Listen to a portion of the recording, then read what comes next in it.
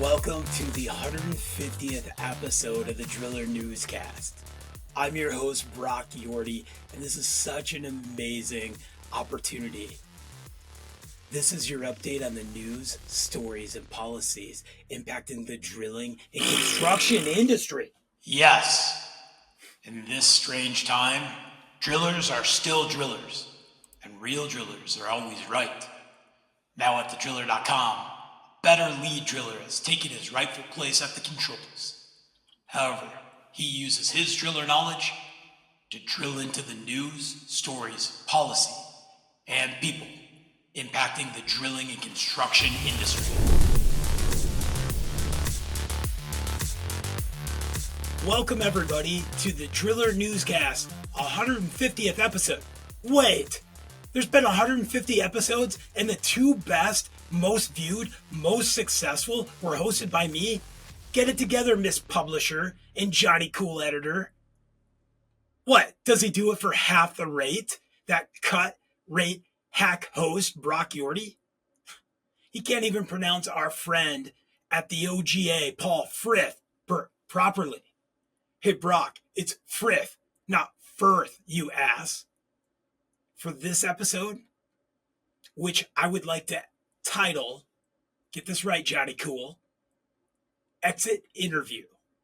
I'm going to ask the critical questions that the industry wants to know about Mr. 148 adequate episodes, Brock Yordy. These questions are a combination of the driller's audience and, more importantly, the hard pan questions asked by yours truly, the best host, Ron Burgundy. Let's get into it. Who approved this? Cool, great. Thanks, publisher Chelsea. You know, in 2 days, it's my birthday, and I'm going to be walking around with this stupid mustache, right? Bron, what are you wearing? This is a special episode, 150. Psh, what am I wearing? What are you wearing, Mr. Brown Coat and Blue Shirt, the last 147 episodes? I'm wearing a tailored blue camouflage tuxedo coat because this is a fancy show. And I have my bow tie untied because we're relaxed around here as I sip my liquid death water that's supplied to me in my dressing room. Do you even have a dressing room? Yeah, of course I'm better looking than you. Get it together, Mr. Yordy. I am just your poor man's Tyler Durden anyway. You know the first rule of the newscast: don't invite Bron. Second rule of the newscast: don't invite Bron. Let's get to the first question, since we're going to have to get through a bunch of this crap today. Why did you create a newscast? Why did I start the newscast? News was happening so fast that we needed weekly updates. We needed regular updates. The entire drilling industry is still based on this silly editorial calendar. And it's wonderful because I'm watching the other brands catch up. I'm watching the other brands invite individuals that we host and ask great questions, or topics we cover, they then go out and cover. There's a senior editor that is like my number one favorite star on LinkedIn. It's checked regularly by them. And I think it's great because we need to be sharing this knowledge. And sometimes we just don't have time to scroll the way we want to, or have that time to pick up or wait for that print to come. I loved print. I loved working with Dean Larimore and the entire old school driller team in the history of the driller. I thought I was just going to have an interview. And instead, the editor at the time, Jeremy Verduzco, said, "I'm busy, man. I need you to write this article." That was 13 years ago. So I was coming back from the Atacama Desert, working for Halliburton. And I wrote about the reduction of water in the solids control and the 1,500 meter holes we were doing just north of Moquegua, Peru, in the Atacama Desert. It was insane. We need a newscast because we need to be up to date. We need to know what's going on with the big bill. There's so many pieces that we need to have happening with the water crisis, with the water fights. It's something we need to be talking about regularly. And I'll tell you what, the industry has gotten really busy. I've gotten busy, and it's gotten harder to get into the studio, get these things out there. We need more news from you. This is a collaboration. I'm just one voice that is very passionate about the next generation of drilling in all aspects. Okay, there have been some pretty good interviews, but they could have been better with me. Let's get to some real questions here. What was your first drill rig that you operated, that you were around? The industry wants to know if you're just some journalist pretending to be a driller. I'm happy to see you taking this serious, Bron. I appreciate it. My first drill rig, um, you know, that's such a moving target. My father had a Alton Loomis 24 from the late 20s. That was a cable tool rope rig. He had a 36 Cyclone. He had a 43 Cyclone. We had some Smeel pump hoists, 22W. We ended up with a Gus Pack Bantam. I got to operate Versa drills, 450 Shrams, TH60s, combination cable tool TH60s. At this point, I've run a lot of pieces of equipment and more as a trainer. So sure, I love that. You're not really a driller, Brock. You're just theoretical. I learned like everybody else. And so, yeah, that 22W or that Alton Loomis 24 or that 36 Cyclone, you know, nothing better than driving casing in the ground.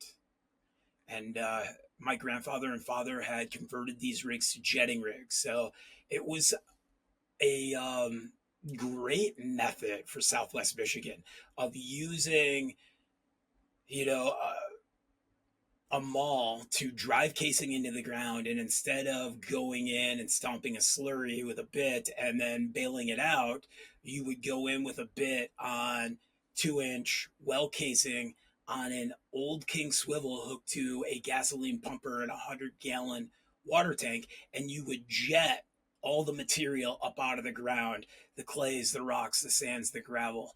And because you had steel casing, it's basically, you know, displacement like rotary, but I didn't have to worry about it keeping the borehole wall intact. And these sand and gravel drifts, you could pull in and you could drive, you know, 36, 54, 72 foot of casing because everything was 18 foot, you know, Wheatland, or there was a lot of Korean pipe when I was in my early 20s, you know, a big deal there with NSF and trying to figure out steel casing, but we used galvanized steel, and you could wash it out, and then you'd find sometime you'd drill out the end of your casing and keep going as the ground would stay stabilized, and then we would find that 4, 5, 8 foot of formation and drive the casing to the top of the formation, or maybe it was right there at the end. And then we would run in with a 12 or 18-inch blank with a K-Packer on a 10 slot, 5 slot, 7 slot Johnson screen. And we would telescope it into place. And then you'd run in with a surge block or a pump off tool, as my father had, and we would start developing. And then to be able to see that formation without the damage to it, to then move on to rotary and air and mud and whatnot, was invaluable lessons to be had. And there's still a great place for cable toolers today. And we see a lot of adoption in sonic drilling around the world that they were old cable toolers. So yeah, it was a cable tool rig, and I have all my fingers. I use my fingers too, 4 of them for scotch. Okay, Mr. Driller. You might actually have created some water wells somewhere. Tell us about your best day of drilling. We all want to know. My best day drilling. Huh. So I was the middle son with a big brother that liked the drilling industry and construction, and a younger brother, Chad Yordy, who's Eastern manager for Bayreuth Industrial Drilling Products. Great guy. Um, I graduated high school, thought I was going to go to college full time. Met the wrong lady. Ended up in community college and working for the business. And I had said a million times, this job will never define me. And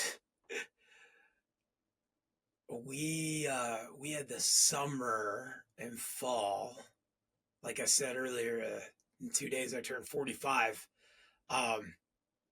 Summer of '99, and there was just so much work. Michigan was averaging 40,000 water wells a year. It was a great time to be in the drilling industry, drilling companies. I mean, Versadrill sold more equipment in Indiana, Ohio, and Michigan, the Great Lakes states, uh, just all over the place because mud rotary was king, and there were just rigs popping up everywhere. And 7:30 in the morning, we pulled up on a job site with the cable tool rig, and at 10:30, I was pumping that well off. It was a 60-footer, uh, telescoped out a 10 slot, 12-inch blank, and it just pumped amazing, cleared up. We refilled the water truck and headed to another job. Thought we'd get set up, and there I slammed in 80 foot of casing, 72 in an 8 foot piece that we had to cut and thread. Yeah, cutting and threading by hand. Oh, not fun.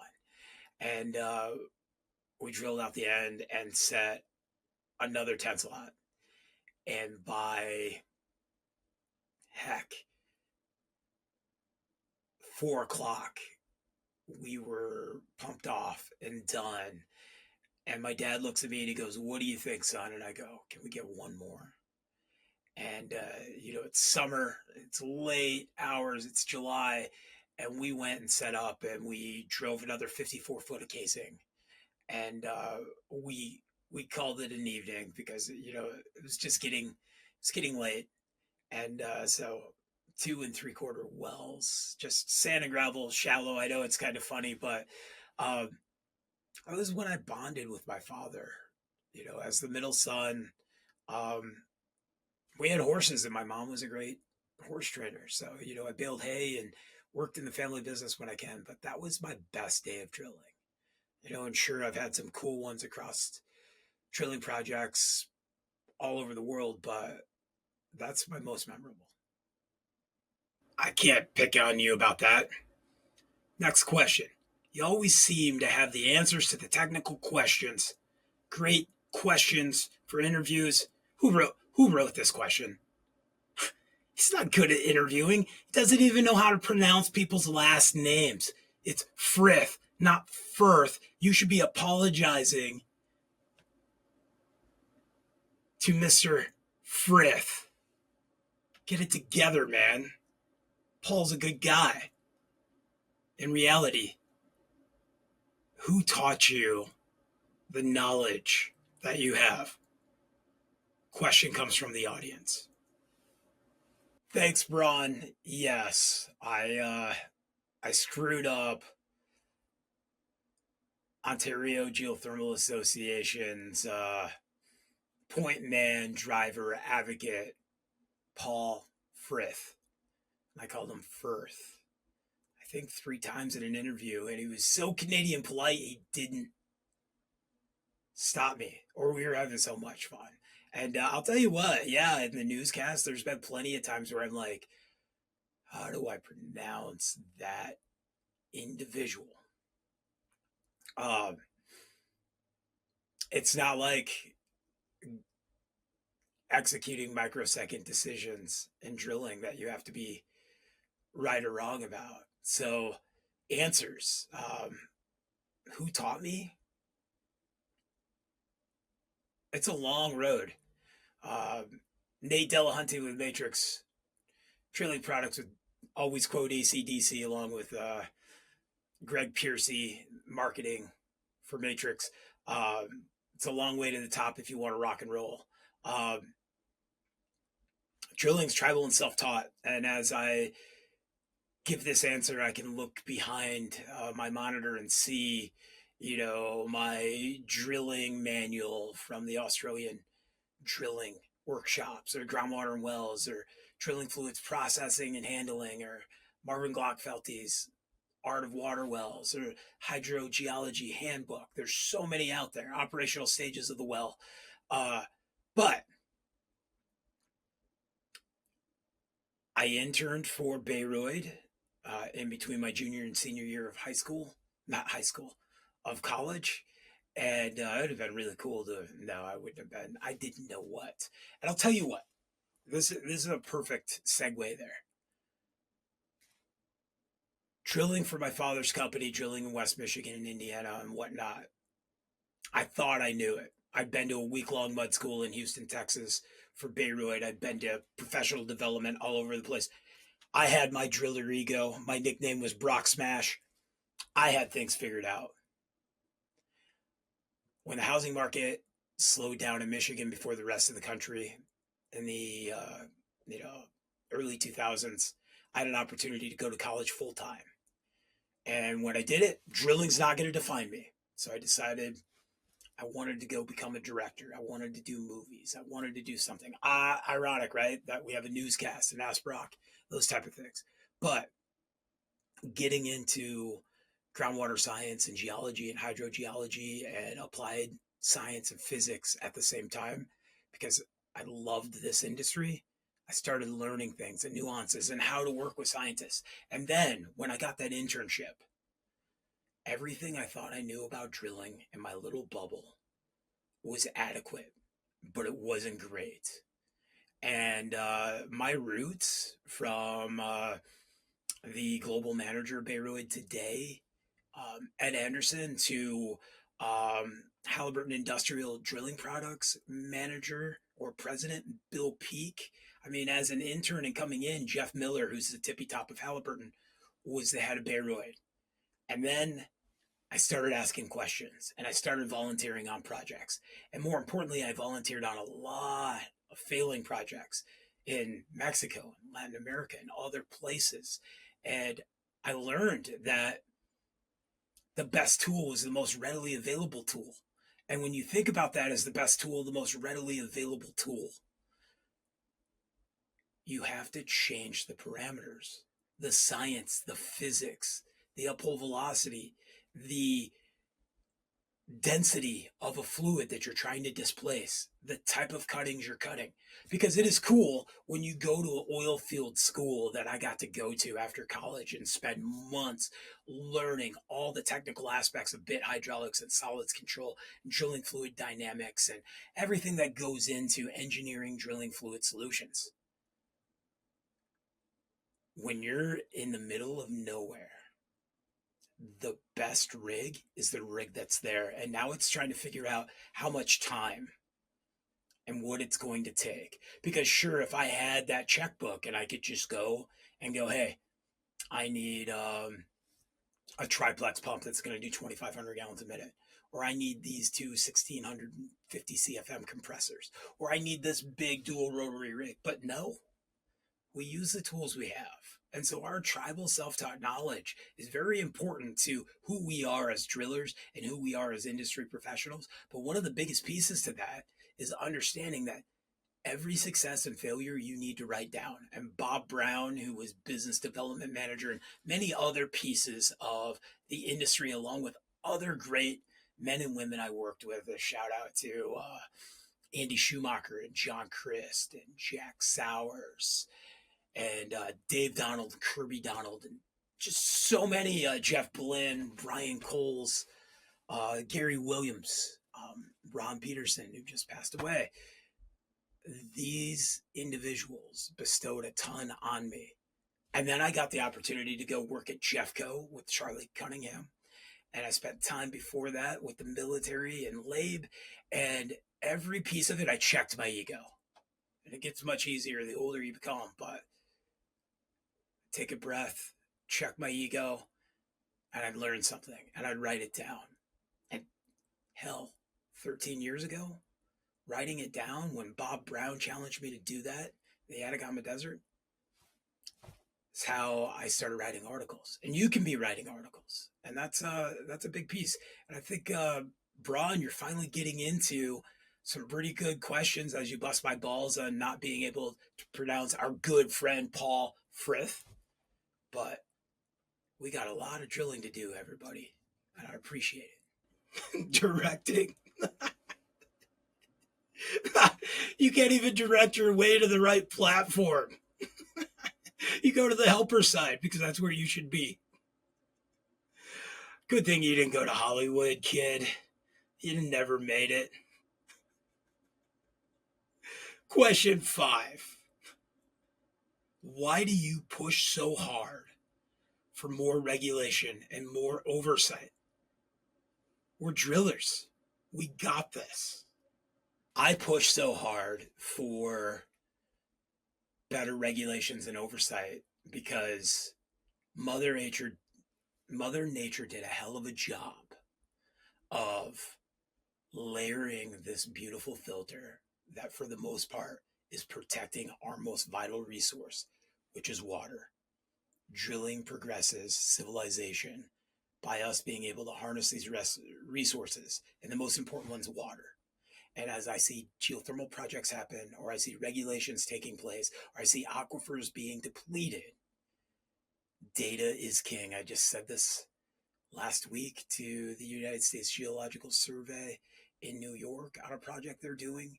And it comes back to, how do we protect confined aquifers, that fossilized water, what Dr. Reed Maxwell talks about at Princeton, to every bit of groundwater mapping, to, if we go back 15 years ago, we didn't think the Ogallala would be depleted. And we didn't think we'd be fighting over water in the Colorado River Compact, and Texas would be suing New Mexico. And that's the newscast. And so oversight and understanding our regulation and understanding our filter and understanding what's getting into our groundwater is so vital, that we do need the right regulation and the right oversight and the right science and funding to better understand these things. And as drillers, we need to be the best stewards out there. We need to collaborate with our scientists and our hydrogeologists and all the people that work in exploring the subsurface and harnessing it. That's why I expect more oversight and better regulations. Nice, Bron. Heck, you might even be good at this whole interviewing thing. Oh, I'm good at this interviewing thing. Here you go. Should have mentioned me, because now we got a doozy of a question. Comes from Robert Reynolds, and it's after the Big Beautiful Bill newscast that came out. Here's his email. Brock, Johnny, JJ, how hard did you look for beneficial aspects of the Big Beautiful Bill? How thoroughly have you investigated what is labeled as clean energy? How clean are lithium batteries, all of which contain less lithium than cobalt, the world's truliest, nastiest mineral, mined by child slave labor in the Democratic Republic of Congo? How clean is ethanol as a fuel with its less dense energy content than gasoline and much greater water required for production? Hearing how sorry we American drillers are for the last 4 years, and seeing the power of our federal government invoked to reduce your and my choices in life, was more than I cared to stand to hear. Cheers, Robert. You got him. We would like to point out, as I cover the news, as Bron, conflict minerals no go. Exploiting our resources are no go. Even this journalist that's not a driller understands that type of stuff. All right, Mr. Driller journalist Brock Yordy. Let's hear your response. Thanks for the questions, Robert Reynolds. Thanks for all the questions that have come through here.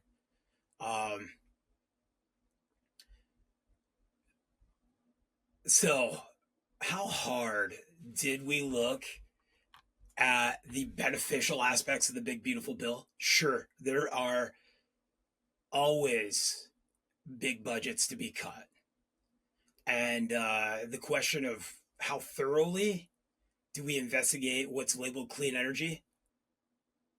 I hope you're paying attention. I hope you all get your notebooks out because here's the deal.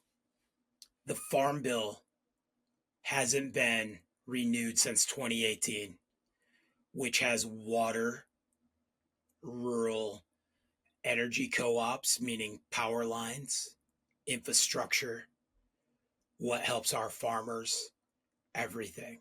And so as we start looking at the aspects of clean energy, I want you to think about the impacts of not clean energy.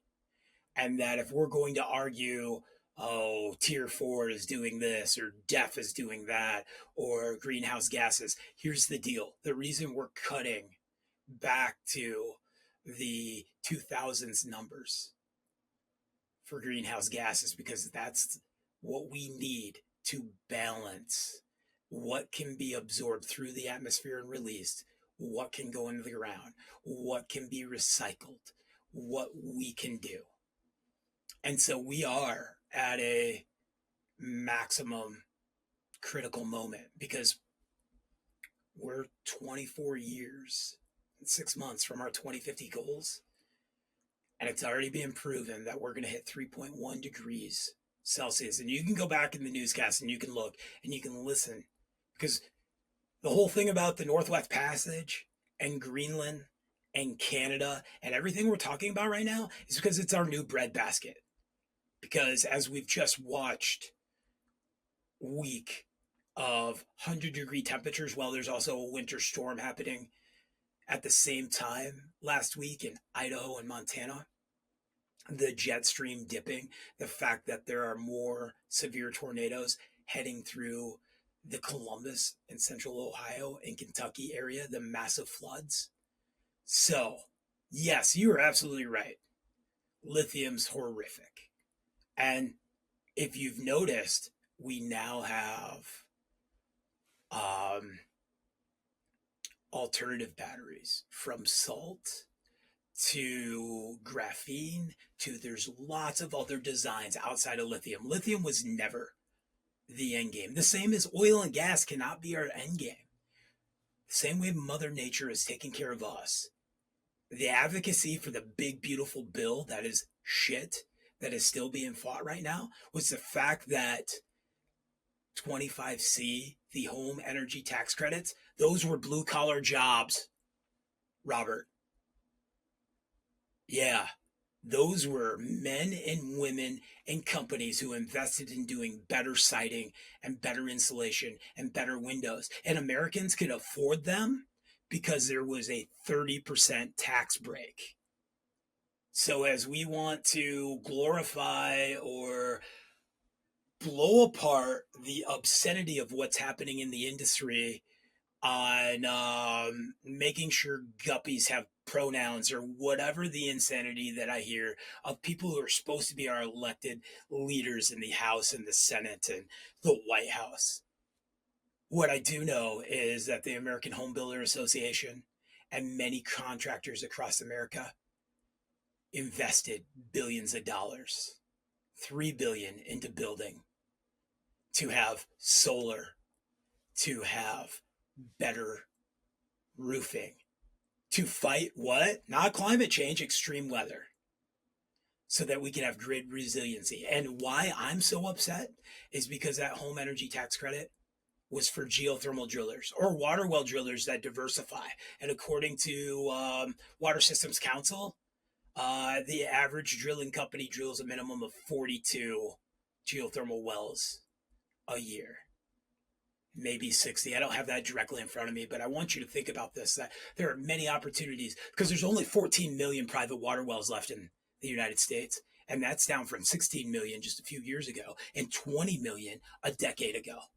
So as rural water co-ops continue and we have PFAS and JetX chemicals and we're finding other ways, or people just don't understand how to have and maintain a well anymore, yeah, there are plenty here for us to diversify. And when I look at ground source geothermal heat loops, heating and cooling, I'm not talking power generation, but power generation's a big piece too.